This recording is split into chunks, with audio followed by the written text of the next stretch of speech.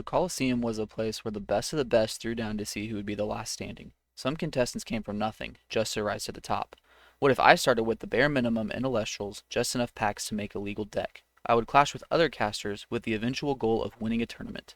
Every win would reward a single randomized pack to upgrade my deck, with other rewards along the way. Will I be the last caster standing? It's time to enter the Colosseum.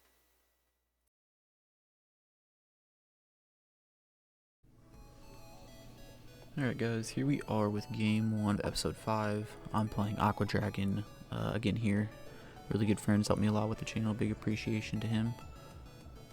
He starts with a cast of, let's see, he goes with Toxie right here, so he's playing some Moonrise cards. Pretty lucky he has an LGS around him, so he's able to get Moonrise pretty early. The Toxie is, I believe it searches for the dense fog, so I think that's what he's looking through his deck right here.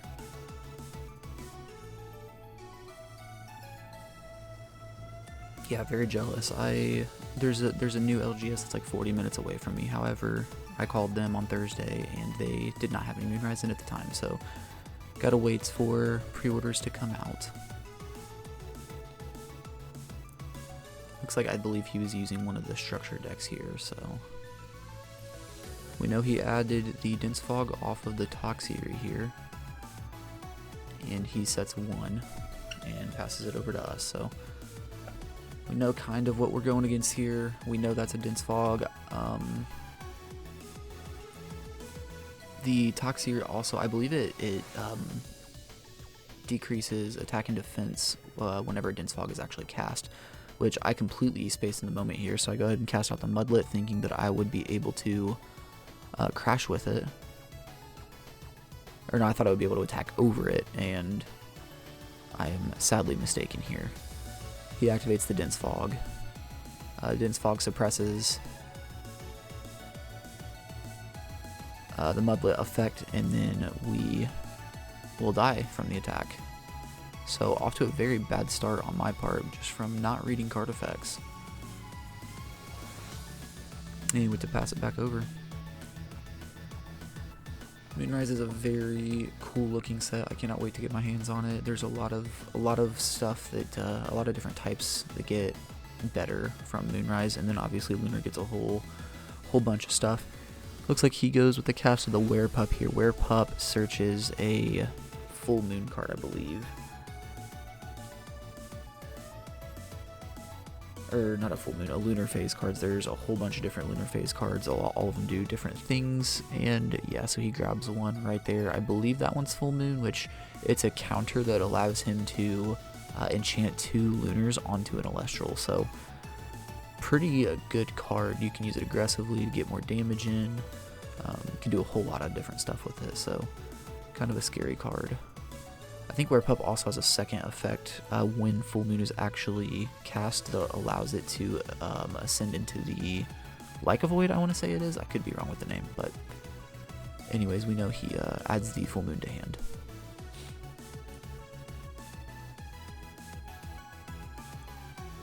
Looks like he decides to set a card here. Could be anything. I think after the first Dense Fog mishap, I was paying a lot more attention after that. So we take 2 damage from the attacks from the Werepup and the Toxie, and then he passes it over to us. So we're already in a decent, or not in a great spot right here, but it's been much worse. We know he most likely has the full moon down. Other than that, though, two Elestrals right now not doing a whole lot, so might be some room for comeback here. I'm kind of leaking my hand right here so you can see all my options, but I decide to go ahead and play defense with a Porky Tide. There's a new lunar version of Porky Tide that's coming out in Moonrise called Porky Wraith, so gotta make sure I'm actually getting the names right this time.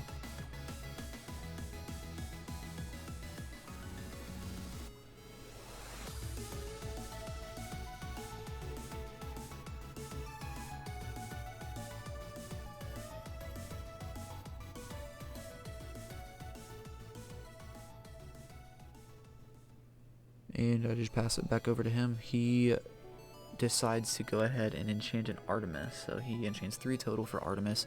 Artemis is a divine rune that allows you to disenchant 1 and then target and suppress an Elestral. So it can synergize very well with a lot of the Moonrise Elestrals. And then he goes ahead and casts out a Stellar Comalis right there. So Comalis is a Nexus Elestral. It allows him to Nexus up to 2, and then I think it gets to search for a Ghost Elestral. I don't know what the actual subclass is called. Spectre, Shadow, something like that, but he's got a few options that he can grab off of that Comalis. He also Nexuses the 2 to the Werepup. Something to keep in mind here. So it doesn't look like he actually wants to use the Artemis for its own effect, but just for a Nexus bank. He, off of the Comalis, is able to grab a Fairgeist, which is pretty crazy.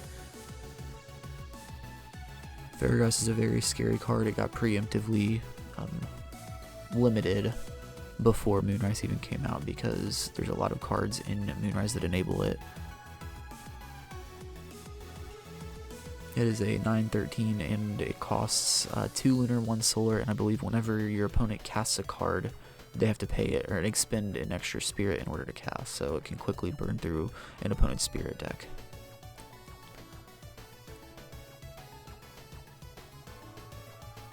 So now we're in a pretty bad spot. He's got a huge board presence here, and we're left with 1 small Porcutide here to try to play defense.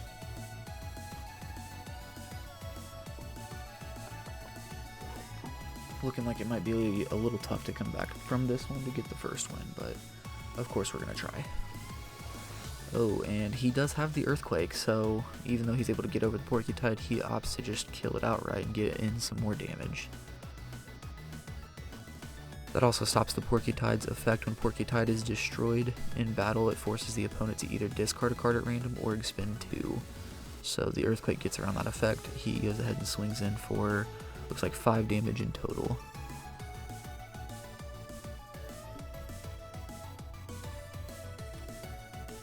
And sorry, you guys get to see the little media player icon.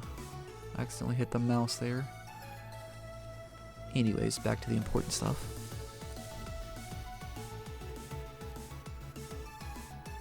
I think I'm going through my hand right here, my options, seeing if there's anything I can do to get through this, but honestly at this point we are pretty far behind.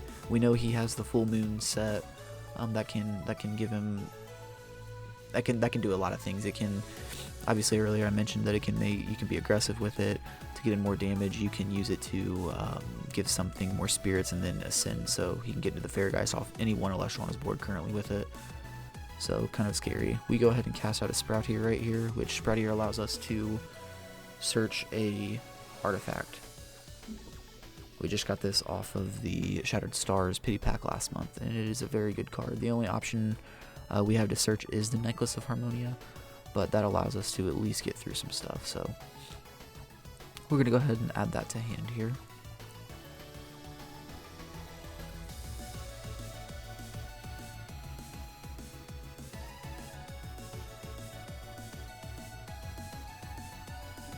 And I believe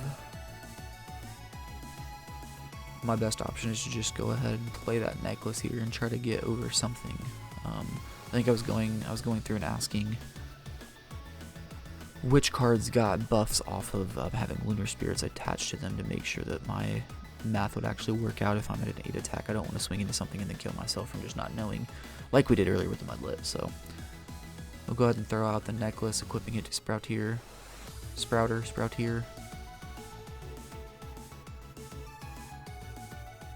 And we will go ahead and try to swing.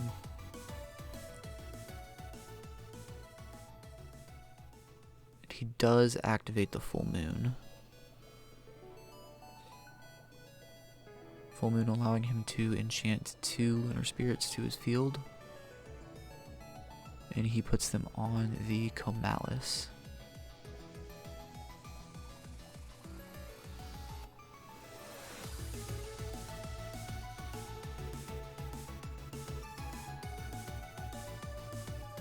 And I think he is somehow able to special ascend into the Like of Wood here. That might be part of the Werepup's effect. Yeah, still got a lot of learning to do with Moonrise. Yeah, when you cast Full Moon, that's right. So it's second effect. When you cast Lunar Phase Full Moon, you can special send it into a Like of Void from hand or deck. So he instantly is able to turn the Werepup into a Like of Void here.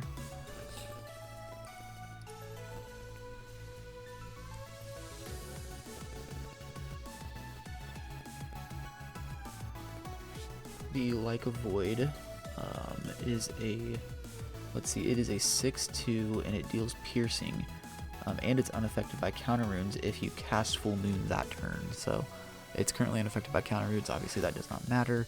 Right now it's just big. It's just 6/2.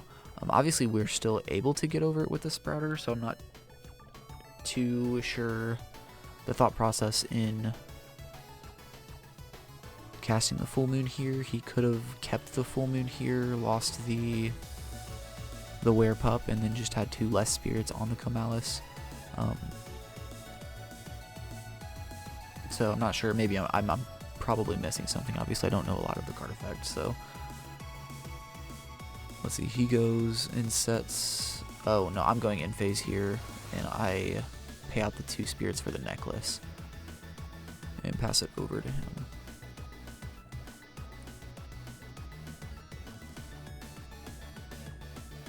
Looks like here he opts to do the Nexus effect of the Comalis.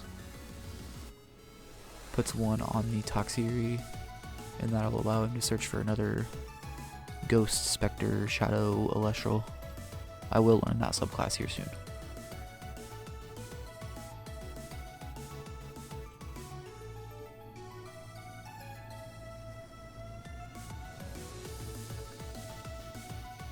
And it looks like he opts to grab. I can't even tell what he's grabbing. I really need to learn these cards. Is that Spectaris? Actually, I think it's a Spectaris. I should know that.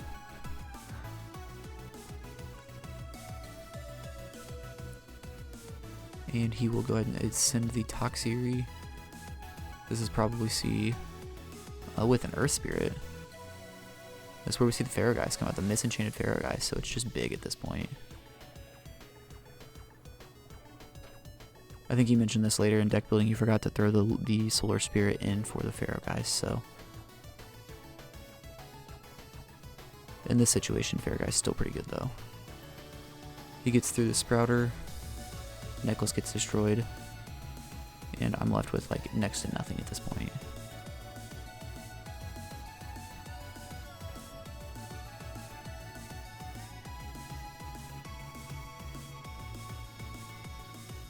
Takes me down to 2 spirits right here. And as you saw, I drew the Earthquake there. However, I threw my second Terratlas. I expended it last turn for the attack, so not that it mattered. Even if I was able to get rid of the Pharaoh guys, I still obviously wouldn't have had any spirits left to do anything. So good game here. Good game, Aqua Dragon. Go to game 2.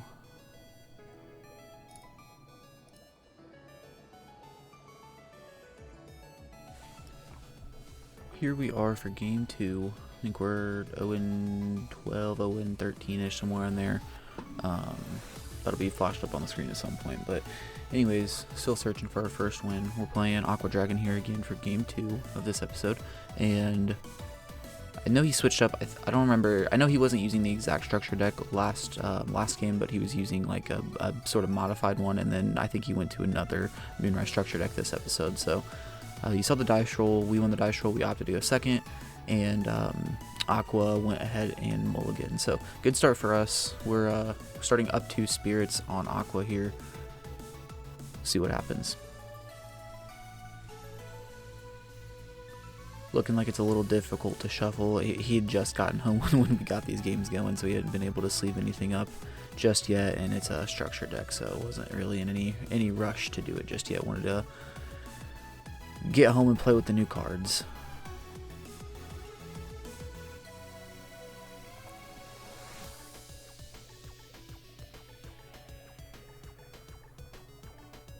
And looks like he opts to keep this hand. So Start of the clash, he puts out an Aloon and casts the Porky Wraith. And he just passes on the Porky Wraith. So Porky Wraith is a new card that came out in Moonrise. Let me see. I'm trying to remember what each of these cards do, and I have not read over Porky Wraith a whole bunch. So it is a 2/2. When it enters battle with an Elestral, you can give that Elestral -2 attack for each lunar enchanting this Porky Wraith until the end phase. So kind of with one spirit on it, it's kind of like a 4/2, and it's just as when it enters battle. So that's if I attack it or if he attacks me. So pretty solid card for him. I go here and I cast out the Narpoon. Narpoon we've had in our deck for a while. It allows us to search for, or no, Narpoon was from the Shattered Stars, so not been too long that we've had it, but we've used it quite a few times already. It allows us to search for a 1-cost Frost Celestial and add it to hand. So we got a few options for that. We've got the Frigicub in our deck, which is just a 4 attacker essentially for us. We've got the Chilotl to lock down some back row cards. A couple different Morfrost targets that don't really do a whole lot for us. We've got the Ursicle, I think it is, that allows us to search for a bear. We just opt to go for the Chilotl here. Just seemed like the best option at the time. Gives us a little bit of versatility. If you get some back row, we might be able to lock them down if we're in a decent enough board state. So we grab that, and then while adding that to our hand, we decide to go ahead and crash our Narpoon with his Porky Wraith. We didn't want to leave him with anything on the board, give him some kind of Ascension target or anything like that, so we just opt to crash and leave him on an open board, as well as we have an open board ourselves. So Aqua goes here, and I believe he casts out the Havocub, I want to say that is. Havocub is a 4/3, and its position can't be changed by opponent's card effects, so pretty strong card. Can't be beat over with Eddy or Mudlet or anything like that. So he just casts that out and then passes to or swings for 1 and then passes back to us. So we pay Illuminate right there, and it is our go. Kind of leaking the hand here again, so you can kind of see what we've got going. But I go cast out the Sprouter here, search for the artifact. As we know, that artifact is Necklace of Harmonia. So doing a little bit of deck thinning here, getting ourselves some solid cards to hand, and we'll be able to see what we can do. Pass it back over to Aqua here, hoping he doesn't have anything to go into here just yet. I know at this point we have the Caprigal in our hand that we saw earlier. If there's some way we can get into that, that would be pretty crazy. It's a card that I've been wanting to cast out in the series since we got it. He does go with an Ascension here, and he's able to get out the Pulveror. So Pulveror is a 7/4, and you can special cast it if you disenchant a lunar from your field. So he didn't opt to do that. He just went for the hard Ascension here. So the 7/4 Pulveror will swing over the Sprouter here, leaving us with nothing once again. And he'll pass it back to us. We got a bit of a back and forth here, not a lot going on. We got a lot of options here. You can see we got the Rummagem there, the Cyprong, of course the Necklace, the Pandolets in hand. We opt to go for the Cyprong right here, so we're gonna go ahead and throw that out. And I opt to Misenchant right here with an Aloon. The effect of Cyprong doesn't really matter. I remembered from the last game there was some Dense Fog shenanigans going on, so I figured why not try the Misenchant just in case. And we'll go ahead and empower the Cyprong with the Necklace of Harmonia, using the 2 Vipyros for the Harmonia, and then we'll be able to swing over his Pulveror. So pretty big swing here for us. Necklace effect kind of sucks here in the end phase. We've got to keep up a bunch of pressure on him if we want to be able to win while the Necklace is going to be out. So we'll go ahead and pay Zaptor and a Leviathan right here for the Necklace effect in end phase, and we'll pass it back over to him. So decent position actually right here. Feeling pretty good. We've got a lot of cards in hand here. The other thing I was thinking at the time, since we had the Caprigal in our hand, was to Misenchant with water. However, I know as of right now we only have the Narpoon in the Underworld, so I wasn't too worried about getting the Caprigal out just yet. And I go with a cast of the Korra Brawl here. So Korra Brawl lets us get a peek at what back row he's got. If it's a non-counter and it gets destroyed, but it's just really good for giving us information on what he has set. And he shows us a poison-tipped arrow, so pretty good spot for us. He opted not to activate it, so we know we can get in for 2 right here to match the 2 that we're going to have to pay in the end phase for Necklace. Before we swing those, or for those 2 spirits, we do set 1 card, which, as you guys know, the only counter card I have in the deck currently is Chains of Prometheus. So, feeling really good with the position that we're in right here. We're able to keep pace with him and establish our own board here. I'm kind of worried about that PTA. I don't want to get into anything too crazy. However, I do have the chains live.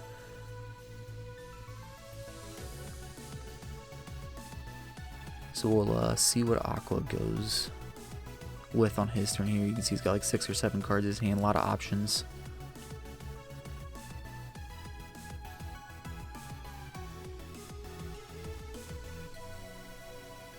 Really hoping he just doesn't have any kind of explosive play right here to be able to start disassembling my board. Because as it stands, it's looking like we might be able to pull out the first win. And I'm itching to get a new pack and add some new cards to the deck.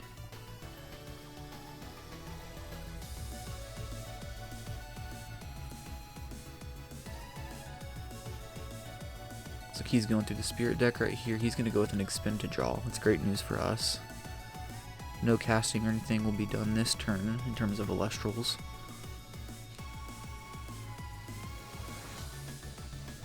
Looks like he will set another card face down and pass it back to us. So really good. Good for us here. We can continue to put on the pressure, get in some damage. Make sure that we are forcing him to expend as many spirits as we have to for the necklace, potentially even more this turn. We know we have the chains ready to go. And I go ahead and throw down a Rummagem right here. I was thinking again with the Ascension plan in mind, like the Caprigal still sitting in our hand, we could have thrown it on top of the Korra Brawl and then brought back the Korra Brawl potentially, or the Narpoon. Probably the Korra Brawl in this instance to see what the other set card is. However, I knew he had the PT in hand and I didn't want to use the change just yet. He also is on an open board other than the 2 back rows, so I figured just going with the Rummagem, getting in another damage, and searching something out here that we might need later would be the better option. So we go ahead and add the Moss Station to hand.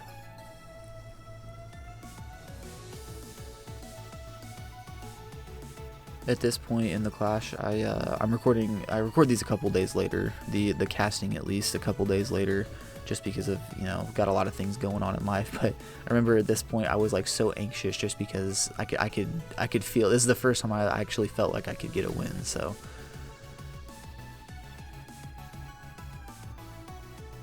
we go ahead and swing for the 3, and then I pay out the 2 for the necklace in the end phase. And so we'll pass it back to Aqua here. You can see he's got the 2 dice on his screen, so he's down to about 8 spirits. And I'm about like 12, I want to say. Obviously those will be on post-editing now, but...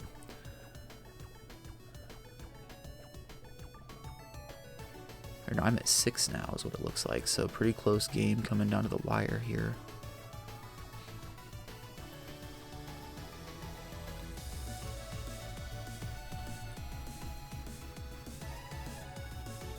Aqua's trying to figure out what his best play is here. It looks like he's got something in mind. Just wants to make sure that that's the best route to go.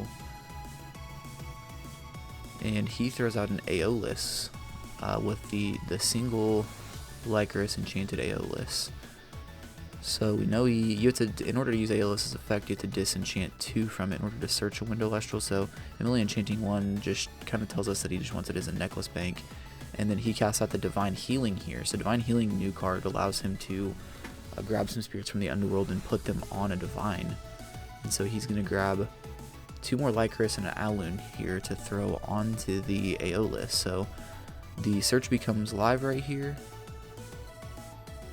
if he opts to use it with Aeolus, and he's also got an Alun there. So we know from last episode there's a couple new lunar Elestrals that want a Nexus. So we can kind of foresee something coming with that.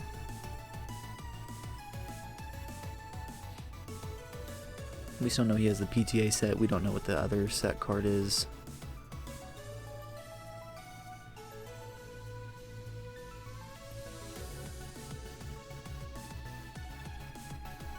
We just know that there's something crazy about to come down on the Aqua side here. So he goes ahead and grabs the Aloon and throws down the Comalis, I believe.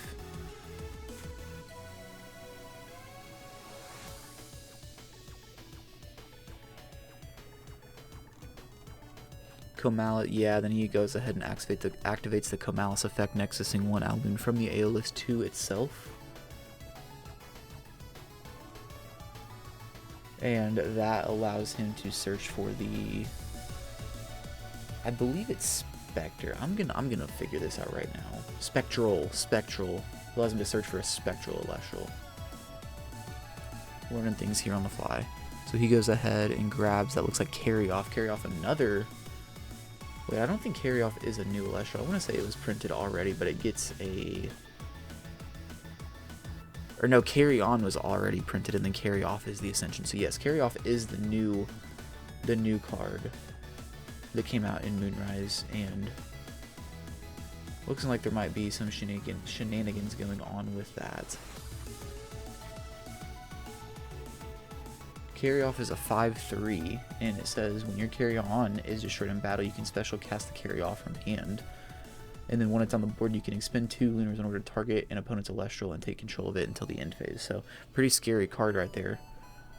Hoping he can't get that out, but he does still have the Comalis on the board right here. 2 spirits on it. It's a 4 attacker. We know he can get over something here. It's just whether he wants to get over the Korra Brawl or the Rummagem. We were hoping to keep the Korra Brawl just in case we could get out the Caprigal, but obviously he doesn't know that. He opts to take out the Korra Brawl. So, and then we'll take 1 damage, spirit damage from that battle. So he passes over to us, and still got some plays here. Still getting burned pretty quickly from Necklace, but you can see it's a pretty even clash right here coming down to the wire.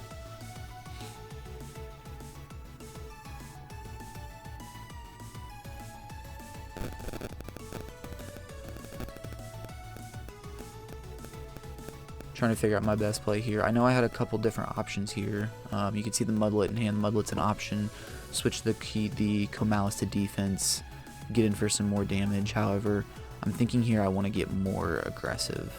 I know I have the chains set, and I remembered this had to have been a couple turns ago, but I panicked when I set the chains because I was looking through the spirit deck. I only have the 2 Vipyro and Spirit, as you guys know, and I was panicking because I was looking through my spirit deck and I didn't see them, but I didn't remember paying them out. So I was like going back and forth. Oh my god, where did I put the Vipyros? And then I realized they're under the necklace. So kind of a play that I didn't intend to do, but it really works out because if we can force him to play one of his counters, we counter it with the chains, pull off the necklace. That stops the bleeding from the necklace. So unintentional play on my part here, but kind of works out very well if we can get that to go.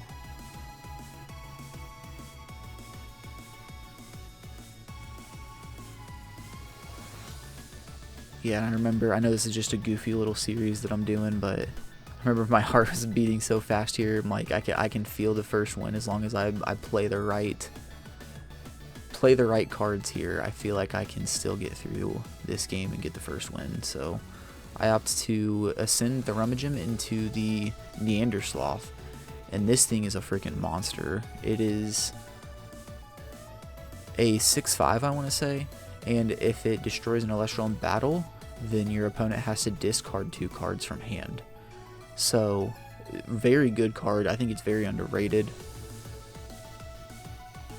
Great in a deck like ours, and it's just going to help us get more control of this game if we can get the effect to go through. So,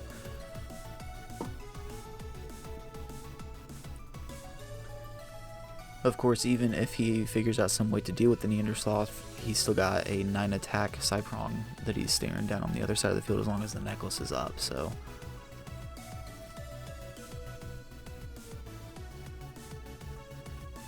kind of an interesting game state. He does go ahead and flip up the PTA, which we know he had. He siphons 1 from the Aeolus, and I go ahead and flip the chains, feeling really good at this point. I get to keep the Sloth. The necklace goes away, and we've got pretty good control of the board now.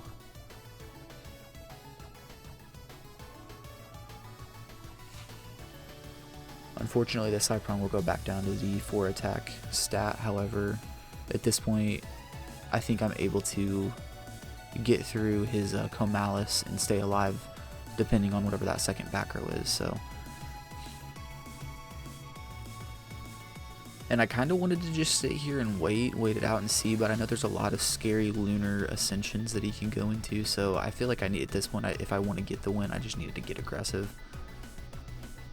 And yeah, he adds the Owloon back right there for the second part of the chains effect. I'm getting better. I'm learning the cards. The more I play them, I learn them. It's crazy how that works. You can see there I opt to go ahead and swing the Neandersloth into the Comalis, just hoping it connects. And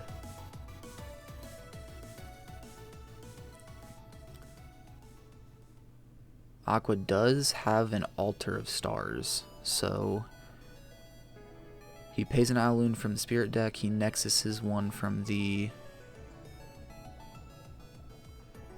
Aeolus up to the Comalis, and then changes the Neandersloth to defense. At this point, the Comalis, however, is still only 4 attacks, so I opt to just go ahead and clear it with the Cyprong. I know I'm going to lose my Cyprong, but however, I've still got the Sloth on board in defense, which it's a 6-5. It's not huge, but 5 is pretty respectable defense, as every Elestral player knows from Ask Rabbit. It's a pretty solid defensive stat to have. And so I feel pretty good here. I pay out the 2 spirits right there. My Cyprong only was enchanted with 1, while his Comalis had 3, so I pay out the 2 spirits as a difference there for crashing. And yeah, we're passing it back over to Aqua. You can see he's got a lot of cards in hand. Really wanted that Neandersloth to go through, however, it did not.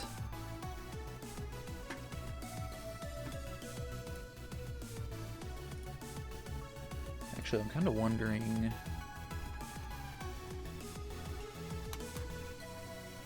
I might have the effect wrong on the Neandersloth because he still paid out 2 cards. So I need to figure out. Interesting. I don't know why he paid out those, or why he discarded those 2 cards the Neandersloth didn't destroy. So I'm not sure if I'm missing something or what happened there. He does go ahead and cast out the Carry On. This is a pretty scary part for us because we know he has the Carry Off in hand, so even if I destroy the Carry On, he's able to take mine. From the Carry On effect, he's able to take my Elestral until the end phase, but then he can special cast out the Carry Off and then be able to take something on his turn. So kind of a sticky situation to win right here. We still have the bigger Elestral in Neandersloth, however, we kind of need to figure out how to get rid of this right now. And so I'm going through my options right here, trying to figure out a way that I can destroy this Carry On and not give him something to steal. Even if he is able to steal something here, I don't think it matters too much, as long as we can get over the Carry Off before. So we really just need an Elestral on board in order to destroy the Carry On. So I go ahead and cast out the Mudlet right here. I'm thinking, my thought process right here is that switch the Carry On to attack, I crash into it. Since both Elestrals go to the Underworld, he's not able to take the Mudlet. So then at that point, it will allow him to special cast out the Carry Off, which will cost him 2 more spirits to do. And then I can destroy that with the Neandersloth. And then he'll have to discard 2 more cards. So this felt like the best option here. And in hindsight, looking at it, I shouldn't have activated the Mudlet effect. I should have just killed the Carry On, because he would have been able to take whatever the Mudlet in this instance, if that's what I cast. He's able to take the Mudlet with the Carry On effect. However, that's just until the end of the turn. So I should have just left it in defense, let him take the Mudlet. He special casts out the Carry Off. I swing over with Neandersloth, destroy the Carry Off. I get my Mudlet back with 2 Elestrals on board instead. And he actually opts not to use the Carry Off right here because of the Neandersloth. He doesn't want to have to discard the card, so he pays out the 2 right here. and we pass it over to him. And at this point, I feel like there's no way we are going to lose this game.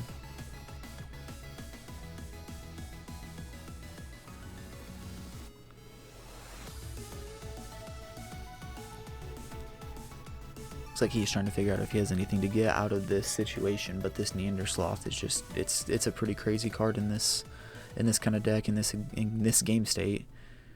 He has a Navi, so Navi's a 4/2, and it can decrease attack by 2 for non-lunar or solar enchanted Elestrals. So he is able to go crash his Navi into the Neandersloth. He will take 1 damage to do that, which is why he threw the Lycaris in there, but the Neandersloth effect still goes through, so he'll still have to discard a couple cards here. So even though we lost the Neandersloth, we're still in a great position because he has no spirits left in deck, only 1 card in hand, and all we need at this point is an Elestral, and we cast out the Moss Station, the Misenchanted Moss Station from earlier, and are able to swing and get our first win. So crazy game here, a lot of back and forth, some misplays, but we learn from that and we get a new pack to add to our collection. I know you guys will probably hear a little bit more excitement in my voice and the pack opening and the wheel spins and whatnot, but yeah, great game here. Thanks to Aqua for playing. Let's get to that pack opening.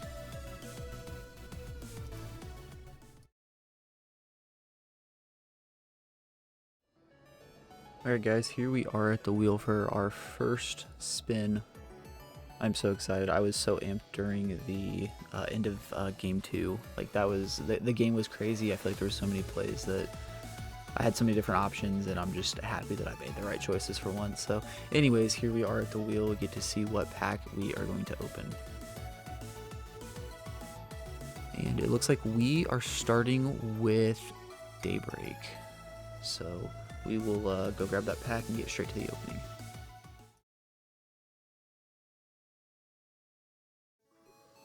Alright guys, here we are. After our first win, we get to open our first pack. So we get Daybreak here. I completely just spaced what even was in Daybreak just because I'm like awestruck that we got our first win. But a lot of good cards in here.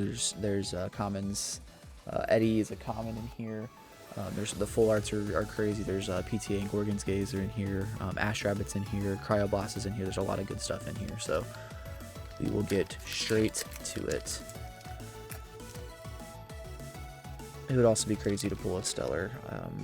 I have not pulled one in a while. Oh, yes, first card, we got an Eddie, so obviously that's going to go into the deck. It's one of the best cards in the game. We got a Larvacell, Veratuka. This actually seems like it could be pretty good as well. Toxiswarm, Rhynymph. Rhynymph might come into play later. First Light, pretty good light or solar card. Poison Tunic, Mudslide, and a Coastalith. Coastalith is actually kind of cool. Might not be too great for us. They have to have 2 Elestrals in defense position. But it is really big, and we do have a Galaxy, so it might actually be okay. So this is actually a pretty solid pack here. We got the Eddie, the Coastalith. I'll have to look to see what other synergies these cards have, and we got another Zaptor to add into the deck. So pretty solid pack. I cannot complain. We will get to the deck upgrades.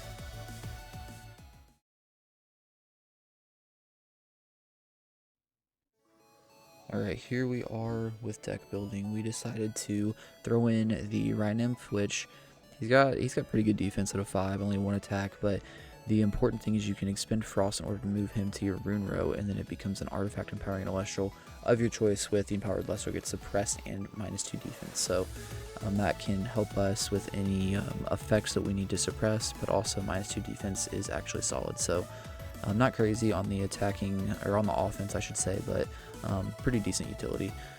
Next card we added was the Coastalith. I really don't think Coastalith is that great of a card in our kind of deck.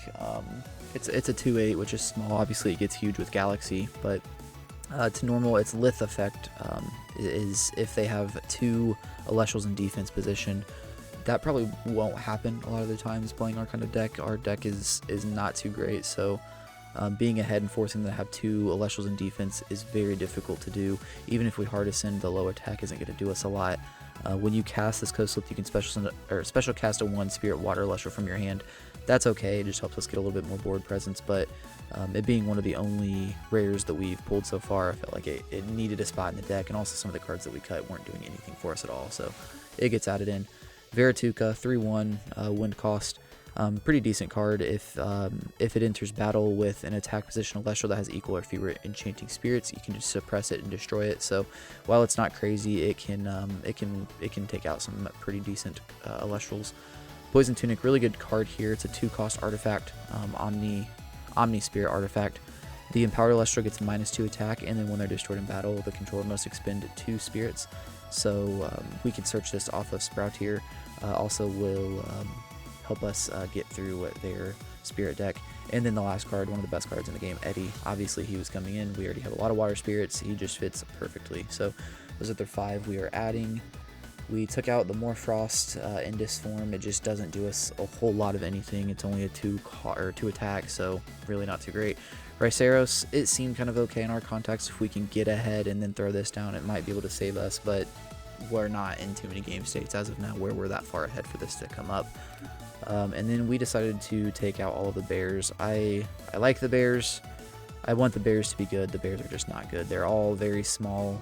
Even in the 13 or so games we've played so far, they have not done a whole lot of anything. So while they're cool and have some, little combos here and there, they are not too great. So they also are not staying in the deck, I should say. We decided not to add the First Light. We don't even have any Solar Celestials, so it doesn't do us anything right now. Mudslide is one that might come back in the future. It forces them to disenchant one, so if they have an artifact, or not an artifact, well, yeah, I guess an artifact. I was going to say Stadium or a Divine Rune. This forces them to disenchant one from each of them, which could actually be kind of cool.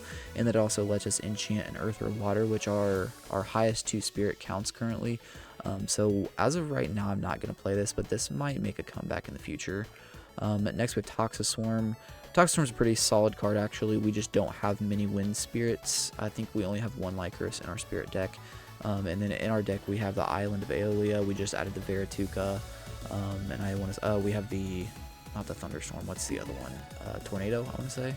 Yeah, the Tornado. So didn't want to play the Toxiswarm for that reason, but something that probably will come back at some point in time.